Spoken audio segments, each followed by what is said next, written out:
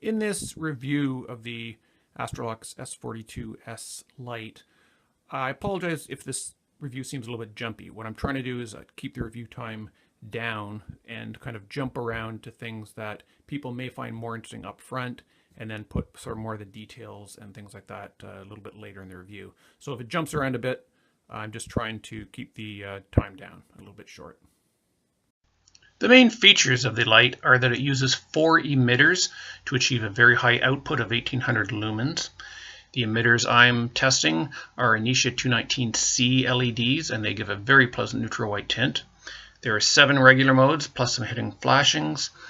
There are built-in micro USB charging that charges either 18350 or 18650 cells. There's over discharge protection of the batteries. The lens has an anti-reflective coating on it, and the light is waterproof to IP65. It's not submersible, but it is water resistant. This is what the Astrolux S42S comes with. You have, of course, the flashlight in an 18350 battery configuration, which is a shorter battery. You have a couple of spare switch covers, different colors if you want, other than the black one that comes with it. You have a clip for your pants. You have a lanyard, a couple spare O-rings, and you have this hammer. Now the hammer goes in here, and if I configure it like that, it just screws into the base, and then essentially you have a glass breaker. From here on in, I'm going to be using the 18650 battery tube extension. This is an optional extension tube, so that lets you fit 18650 batteries in the light, which I highly recommend because it is a very bright light. 18350s don't have a lot of energy in them, and you'll probably want to run it in 18650. This is the 18650 configuration of the light.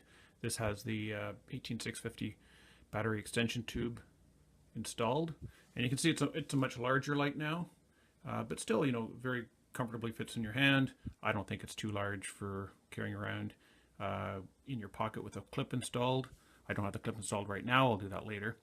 But you know, just to show you what kind of batteries it takes flat top, unprotected 18650 batteries. Oh, put it in this way, and you can see it goes down there. There's you know, it does squish down with the spring. It's got springs on both ends, of course, tail and the head, so it does crush down. But you don't have a lot of room for a button top. I think it would fit a button top, but it doesn't specify that. So you really do want to run unprotected, of course, because it's a very high drain light. The protected batteries couldn't supply the necessary current anyway. And it does have low voltage battery protection, so you don't have to worry about it running down too much. Let's go over some of the features of this light. The light, first of all, has a quad emitter of Nichia 219C LEDs. These are 5000K neutral white emitters. They give a very pleasant high color rendition neutral white tint to the light. And you know, the quad die allows you to get a lot of output from the light. We'll do that a little bit later, but now we'll just go over some of the features. The switch here, I don't know if you can see it, it does have a pulsing green light as an indicator. You can turn this off by pressing and holding, and this locks out the light. Once the light is locked out, you can't turn it on until you press and hold again, and that will turn back on the indicator here, and now the light can be turned on. Other features, it has a lanyard attachment point right there, and it's fairly big, so the I think it'll pretty much fit any size of lanyard in there. It has the thread here for either a tripod mount, or it's also meant for the hammer or the glass breaker. This it has a copper head here, so it's very good at dissipating the heat, which is necessary. The rest of it is, in this configuration, is stainless steel. In this case, they've treated it somehow for color. And so this light is designed for bling. The other main feature of this light is a USB port for charging. It's a micro USB port. Takes any standard USB connector. You plug it in. I think it charges at about 500 milliamps, and it does a good job. So this is, I tested it terminates at about 4.18 volts. So it gives a good charge, but doesn't overcharge your battery, so you don't have to worry about that. So the copper head here has some nice cooling fins here. It does get very hot on maximum, so that is appreciated. It does have a step down though, so it doesn't maintain full brightness for more than a couple of minutes. And then it'll step down. You can bump it up again, but by that point, the light is getting pretty hot. It uses a FET driver, I believe, which is a field effect transistor. Basically what it means is it direct drives from your battery. So the better battery you have in here, in other words, a battery that can deliver a lot of current, the brighter the light will be. This is rated at 1600 lumens, and I'll do full figures a little bit later in the review. Operating light. Okay, it's a very simple mechanism. There are actually two groups that you can use in this light. One is a 7-mode group. The other is a 4-mode group. And finally, there's some hidden flashing modes. And I'll show you all those now. So with the 7-mode group, that's the default, you just click to turn the light, and you enter a moonlight mode, which is a couple of lumens. As you step through it, you enter a low mode, which is quite a useful low mode at night. It doesn't show up here very bright in the daytime, but at night it's actually quite useful. Then there's a medium 1 mode, medium 2 mode, a high 1 mode, a high 2 mode, and then an incredibly bright turbo mode. This is the 1600 lumen turbo mode, or 2000 lumens if you're using the XPG3 emitters, and it's very bright. Yeah, the light gets very hot within a minute or so. It's fine right now, but the head does get quite hot as you leave it in turbo. Press and hold to turn off the light, and that is basically mode group 1. It just cycles through. If I instead of pressing and holding, I just clicked it again, it would go back down to moonlight, and then it just cycles up through the modes. For mode group 2, well, before I describe mode group 2, if you're in moonlight mode in mode group 1 and you press and hold, you'll immediately go to turbo. And that's a quick way to get to turbo. And then from there, if you click, you go into a strobe mode. Click again and you get into a battery check mode, and it flashes the number of times, I believe from 1 to 5 flashes, depending on how full your battery is. This is indicating 4 flashes, so it's almost full. And then finally you get a bike flashing mode, which basically gives you a good output, and then every few seconds it'll add a little flash. I don't know if I'd use that as a bike, especially at night. It might be a little bit disorienting to traffic, but it definitely gets you noticed. And then press again, gets you back down to moonlight. And then, as I said, up through the modes, low, mediums, highs, and then really bright turbo. And then back to moonlight, and then just cycles up. So it's a very simple interface with mode group 1. Like I said, you get 7 modes, you get a few hidden flashes. It's good for that. There is no mode memory in mode group 1 though. If you want mode memory, you turn the light on, and when you're in any mode, you can double click, and you get then sent to mode group 2. Now from here, you have only 4 modes. You have a low, you have a couple mediums, and you have a high. This high is, I believe, as bright as the high 2 of the standard mode group, and the low is again, it's not moonlight, but it's down there. So in here, if you say set it to medium 1 and then turn off the light, when you turn it back on again, it has mode memory, and it just remembers what mode you were on.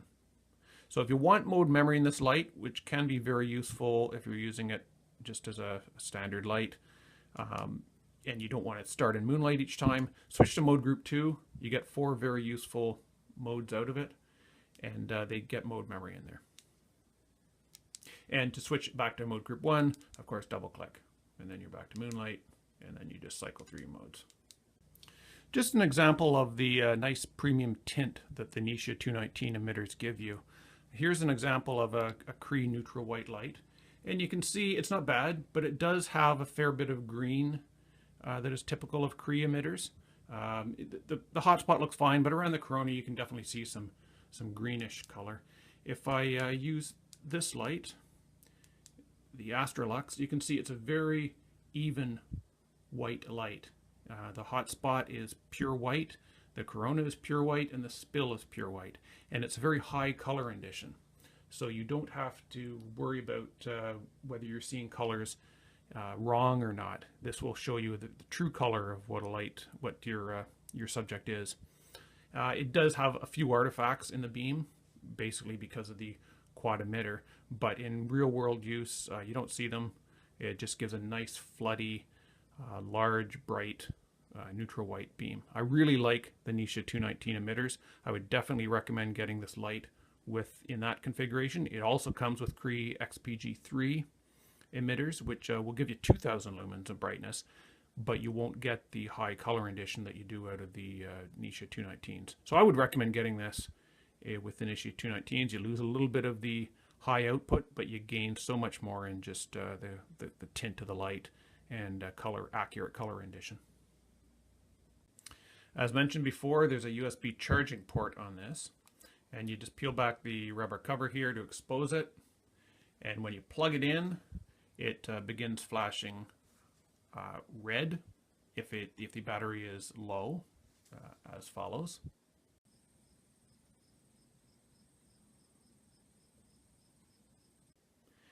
When the battery is reaching a higher charge above, say, 50% or so, it'll begin to flash green, as follows.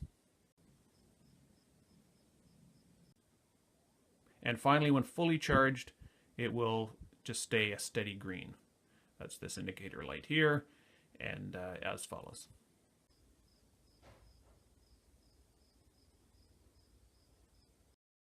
So these are the listed specs for the output and runtime of the light. I would ignore the output. I'm going to give you my readings for that, but the runtime is fairly accurate.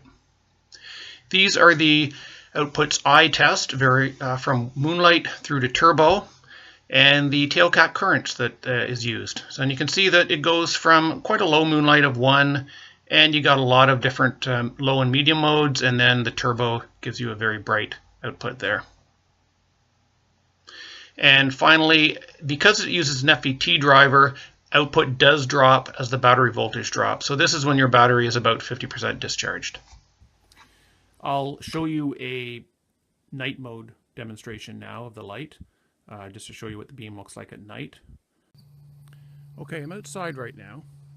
What I'm showing you right here is a beam profile from a Zebralight at 300 lumens, although in reality it's probably closer to 260 or 270 lumens. But this just shows you right now what a 300 lumen light is showing around the yard.